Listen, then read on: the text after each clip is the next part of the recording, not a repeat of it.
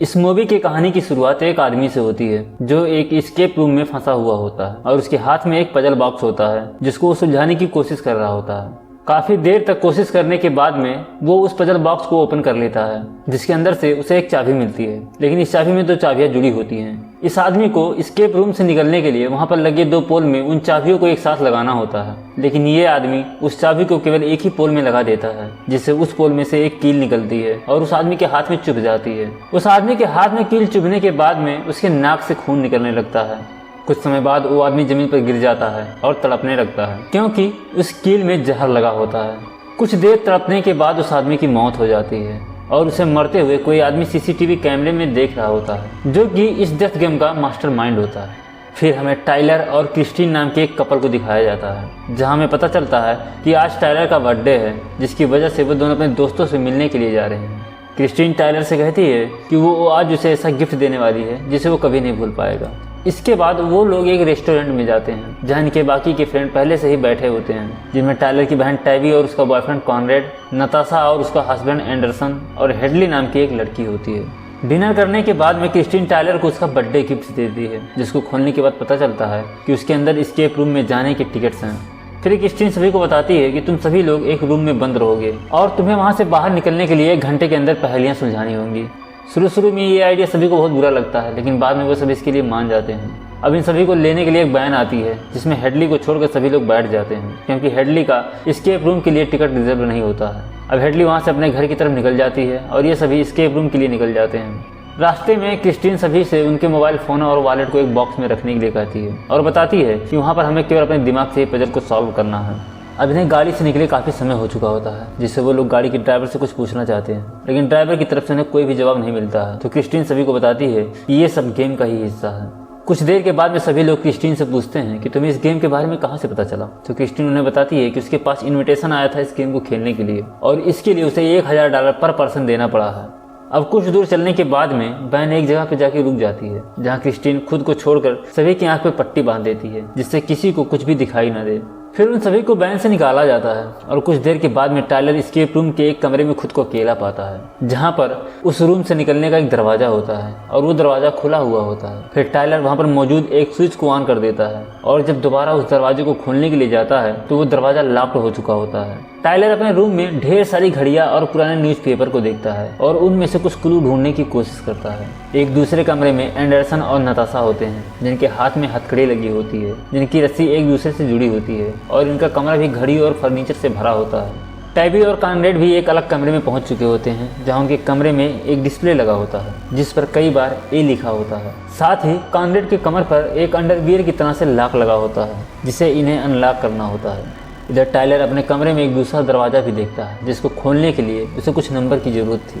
नताशा और एंडरसन अपने रस्सी से अलग होने के लिए काफ़ी प्रयास करते हैं और अंत में नताशा उस रस्सी को एक दूसरे से अलग कर लेती है और वे दोनों हथकड़ी को खोलने के लिए उसकी चाबी ढूंढने लगते हैं। कॉनरेड के अंडरवियर लॉक को खोलने के लिए उन्हें 4 अंकों का कोड चाहिए था जिसके लिए टैबी और कॉनरेड बहुत दिमाग लगाते हैं और उस लॉक को खोल भी लेते हैं। यहाँ पर हम देखते हैं कि इस गेम का मास्टरमाइंड इन सभी के ऊपर कैमरे की मदद से नज़र रखे हुए है। टाइलर अपने कमरे में दरवाजे के पीछे से कुछ आवाज़ को सुनता है और उसके करीब जाकर उसमें लगे एक छोटे से दरवाजे को खोलता है जिसके खुलने के बाद उसे नताशा और एंडरसन दूसरी तरफ के कमरे में दिखाई देते हैं। उनके कमरे में जाने के लिए वहाँ पर एक ही दरवाजा होता है जिसमें कॉम्बिनेशन लॉक लगा होता है। फिर टाइलर नताशा और एंडरसन से उस लॉक को खोलने के लिए कुछ क्लू ढूंढने के लिए कहता है जिस पर एंडरसन उसको बताता है कि इस कमरे में 4 घड़ियाँ लगी हुई हैं जो अलग अलग टाइम पर बंद पड़ी हैं। फिर टाइलर उन घड़ियों के टाइम को कॉम्बिनेशन लॉक में डालता है तो वो दरवाज़ा खुल जाता है।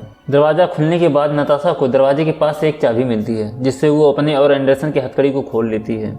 उस कमरे में एंडरसन को एक गेम कार्ड भी मिलता है जिसको टाइलर अपने पास में रख लेता है। अब टाइलर, नताशा और एंडरसन कमरे में अगली पहेली को खोजने लगते हैं जहाँ उन्हें कुछ जानवरों की पेंटिंग दिखाई देती है जिसे देखकर नताशा बताती है कि हमें इन जानवरों को उनके फूड पैटर्न में लगाना होगा। फिर वो लोग उस पेंटिंग को उनके फूड पैटर्न में लगाने लगते हैं जहां उन्हें पता चलता है कि ये लॉक बेट से खुलता है जो कि उन अलग अलग पेंटिंग का होता है।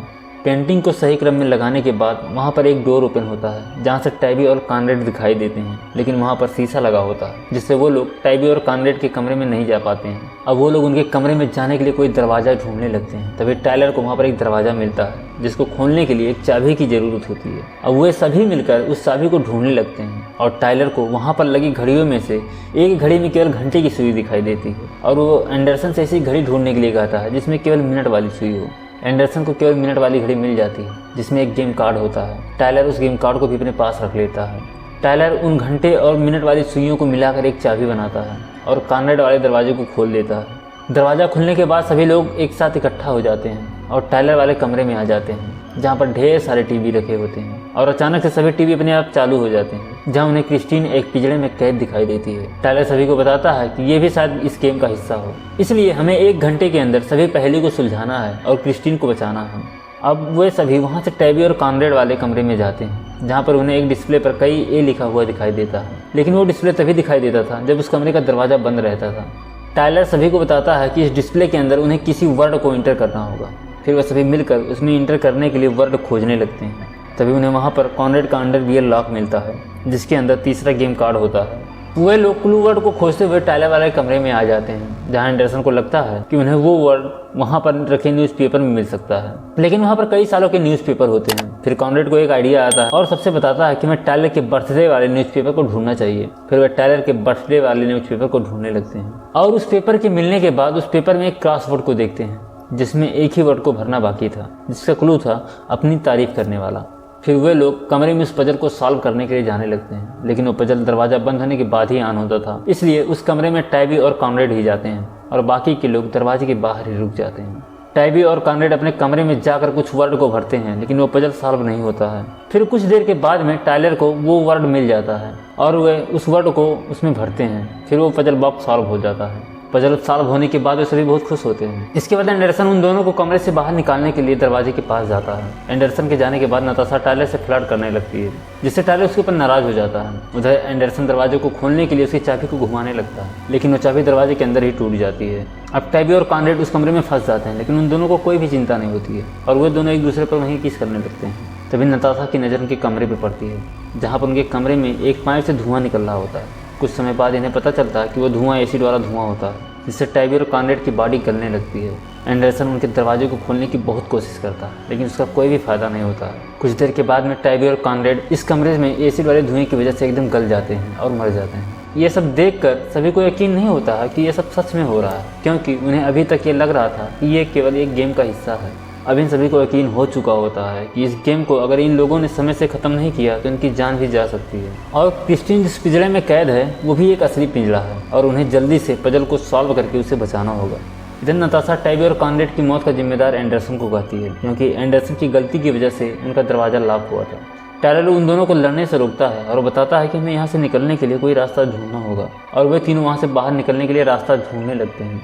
तभी टाइलर को वहाँ पर एक एसी वेंट दिखाई देता है और वो तीनों उसी एसी वेंट के रास्ते से बाहर निकलने लगते हैं और थोड़ा आगे जाने के बाद उन्हें एक खाली जगह मिलती है जहाँ टाइलर को एक और पहेली दिखाई देती है और यहाँ पर इन्हें चौथा गेम कार्ड भी मिलता है। अब इनके आगे जाने का रास्ता तभी खुलेगा जब ये लोग उस पहेली को सॉल्व करेंगे। तभी इनके पीछे से ब्लेड के काटने की आवाज़ सुनाई देती है जो इनके करीब ही आती जाती है।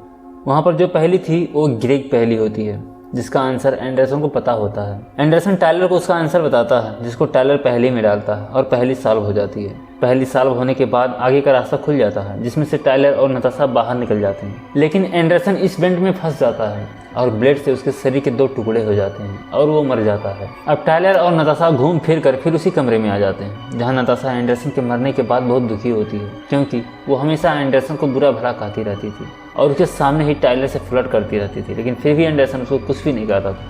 कुछ देर के बाद में नताशा की नज़र टीवी से निकले कुछ वायर्स पे जाती है जिसको वो प्राइमरी कलर से जोड़ देती है, जिसके बाद वहाँ एक गाना बजने लगता है। टाइलर फिर एक बार एग्जिट डोर को ओपन करने के लिए जाता है, लेकिन वो डोर अभी भी लॉक था।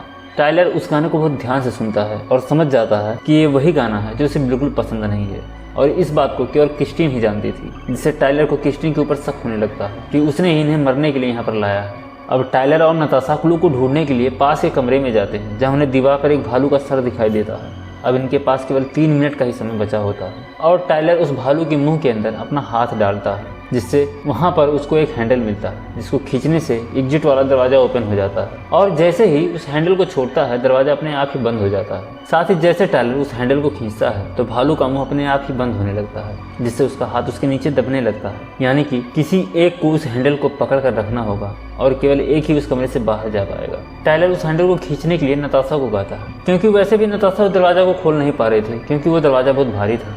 नताशा जब उस हैंडल को खींचती है तो दरवाजा ओपन हो जाता है और ज़्यादा देर तक हैंडल को पकड़ने की वजह से भालू का मुंह बंद हो जाता है जिससे नताशा का हाथ टूट जाता है और टायलर उसको वहीं पर छोड़कर बाहर निकल जाता है। फिर टायलर के सामने एक और पहेली आती है जिसमें उसके सामने उसके दोस्तों के फोटो के नीचे 4 स्लॉट होते हैं और ये स्लॉट उन्हीं गेम कार्ड के थे जिनको टायलर अपने पास में रखा था। टायलर उन गेम कार्ड को सभी स्लॉट में एक एक करके लगा देता है जिससे एक दरवाजा खुलता है और टायलर एक नए रूम में पहुंच जाता है। रूम में पहुंचने के बाद टायलर वहां पर एक चेयर पर बैठ जाता है जिससे वहां पर 2 मिनट का एक टाइमर एक्टिवेट हो जाता है, यानी कि अब उनके पास केवल 2 मिनट का ही समय बचा था इस रूम से बाहर निकलने के लिए। टायलर को वहां टीवी में क्रिस्टीन दिखाई देती है और वे एक दूसरे की बात को सुन भी पा रहे थे। उन दोनों के सामने 2-2 बटन लगे हुए थे जिनमें वो अपनी जान बचाएंगे या दूसरे की। टायलर वहां पर आकर फंसने और अपने दोस्तों की मौत का जिम्मेदार क्रिस्टीन को बताता है, लेकिन क्रिस्टीन उससे कहती है कि उसे इन सब चीज़ों के बारे में बिल्कुल भी मालूम नहीं था।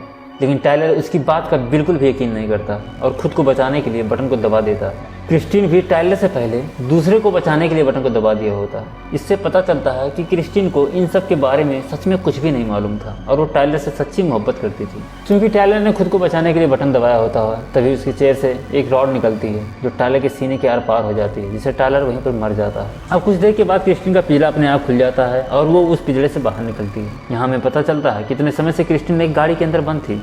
क्रिस्टीन गाड़ी से निकलकर पास के एक टेलीफोन बूथ पे जाती है और पुलिस को फ़ोन करती है। पुलिस के लोग उससे कहते हैं कि जल्द ही वो लोग उसके पास पहुंच जाएंगे। क्रिस्टीन पुलिस वालों को कुछ और बता पाती कि उससे पहले एस्केप रूम का मास्टरमाइंड उसके फ़ोन में बोलने लगता है और वो क्रिस्टीन को बताता है कि उसके सभी दोस्तों की मौत की जिम्मेदार वो खुद है क्योंकि उसी ने ही उन सभी को यहाँ पर लाया था। क्रिस्टीन उससे कहती है कि वो यहाँ पर हुए सभी चीज़ों के बारे में पुलिस को बता देगी, जिस पर वो क्रिस्टीन को बताता है कि अगर वो पुलिस को सब कुछ सच भी बता देती है तो पुलिस वाले उसकी जगह के बारे में कभी भी पता नहीं कर पाएंगे क्योंकि किसी को भी नहीं पता है कि एस्केप रूम किस जगह पे है। फिर वो मास्टरमाइंड फ़ोन को रख देता है। कुछ देर के बाद में क्रिस्टीन एकदम से डर जाती है और वहीं पर गिरकर बेहोश हो जाती है। उधर हम देखते हैं कि एस्केप रूम का मास्टरमाइंड एक और दोस्तों की ग्रुप पर नज़र रख रहा है जिसमें क्रिस्टीन की दोस्त हेडली भी होती है, यानी कि इसका दूसरा शिकार हेडली और उसके दोस्त हैं। इस तरह से इस मूवी की कहानी यहीं पे ख़त्म हो जाती है। दोस्तों, ये वीडियो अगर आपको पसंद आई हो तो वीडियो को लाइक करें, कमेंट करें, शेयर करें और चैनल को सब्सक्राइब करें।